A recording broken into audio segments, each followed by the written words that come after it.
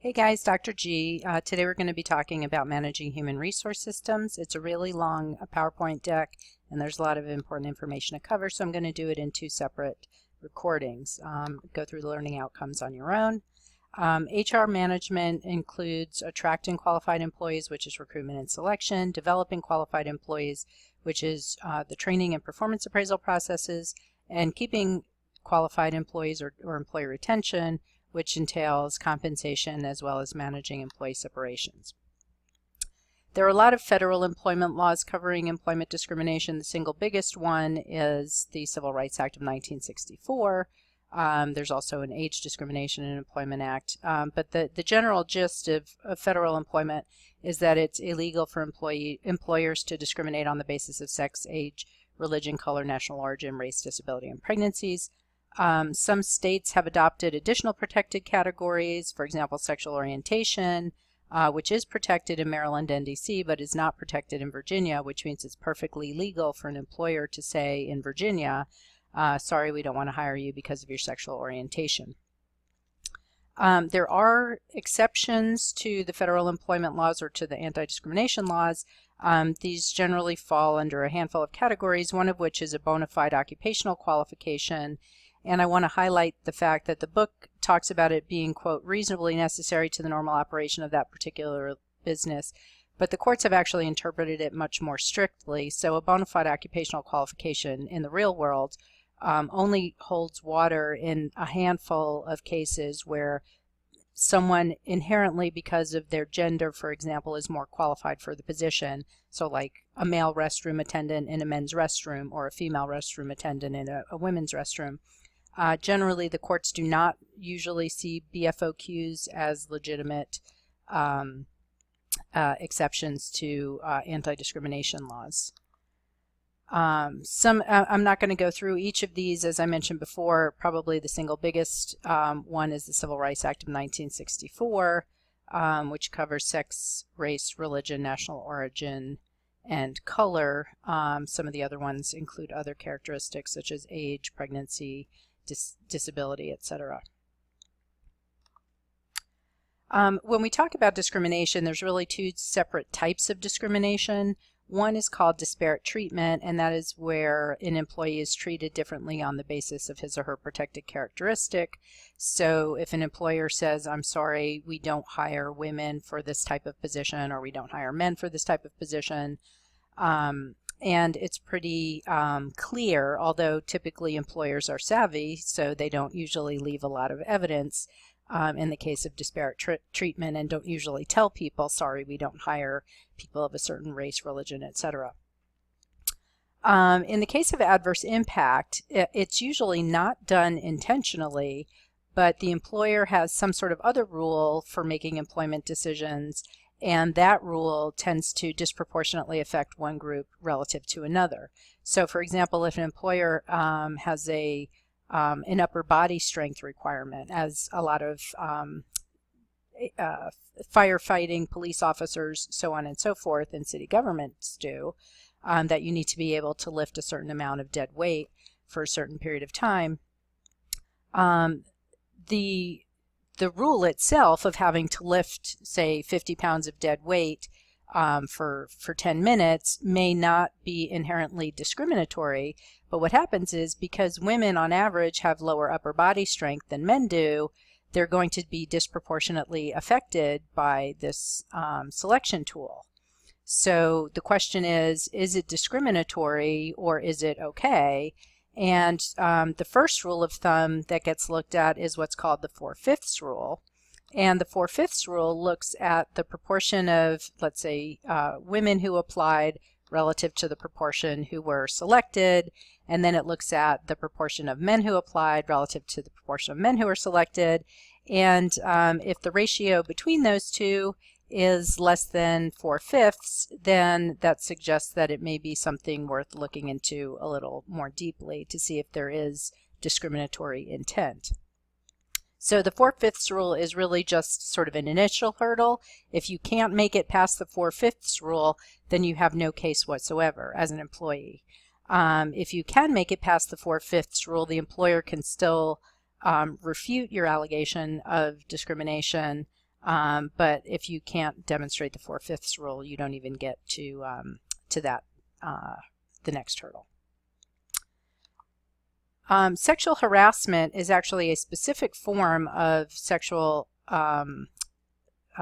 disparate treatment because it started with the notion of supervisors making offers of employment-related benefits such as a raise, a promotion, etc., job security, in exchange for sexual favors. And that's what's called quid pro quo sexual harassment.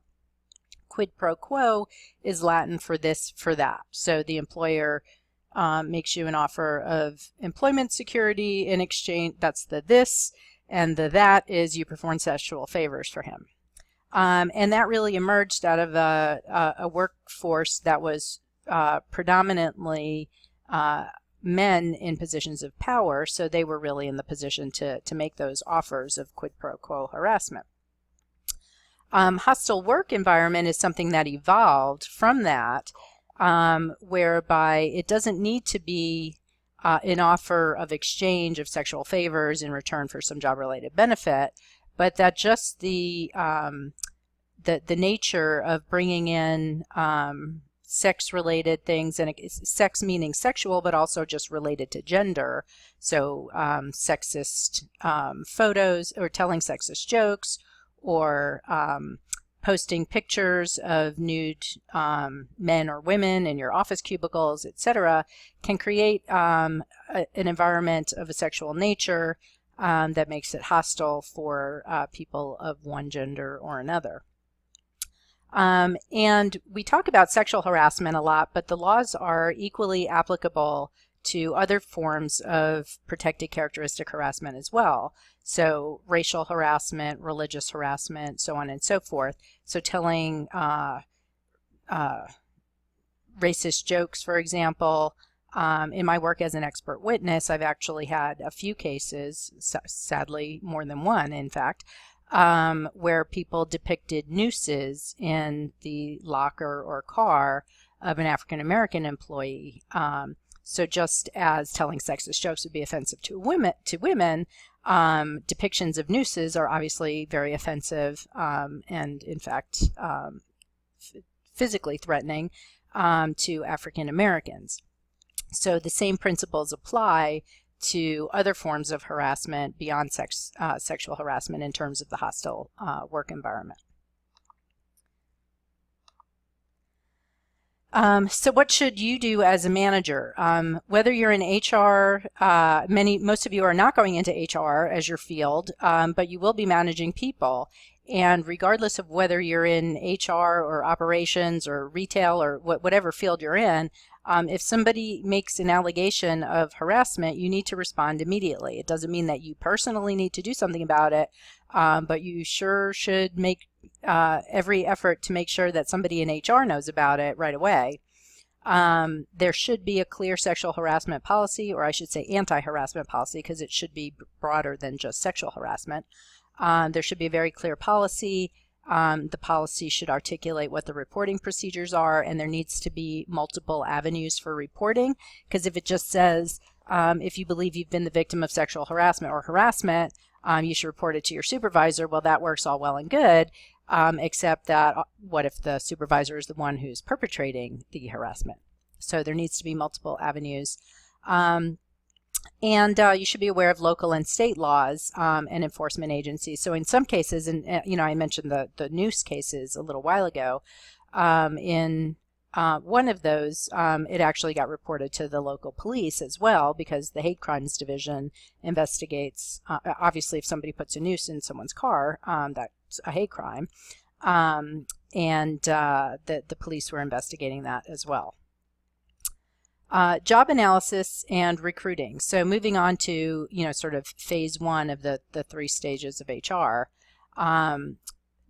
The purpose of job analysis is to have a systematic means for collecting information about important work aspects related to the job. It should indicate what the work activities are, so what the specific job tasks are, what tools and equipment are used, the context in which the job is performed. Is it performed at night? Is it performed on weekends? Special things like that. people need to know about, as well as the personnel requirements. So what education and experience are needed to perform the job. The truth of the matter is, as somebody whose area of expertise is HR, performing job analysis is the most boring aspect of HR, in my opinion, but it is also the most critical, because anytime something arises later, so we're looking at how do we recruit people? Well, let's look at the job analysis and find out what the tasks are so we know who to recruit to get the best qualified people. We want to know if somebody alleges discrimination on the basis of disability, and we say the organization says that it's not because of their disability, it's that they can't perform the essential job requirements, even if we were to assist them. And then in that case, I as an expert witness would say, okay, well, let's see the job analysis and let's see if these tasks that you're saying are essential are truly essential. And if they're not in the job analysis, or if they're the 24th item on a 25-item list of job tasks, it's very hard for the organization to say these are truly essential aspects of the job. So the job analysis is critical, despite not being the most interesting thing to create.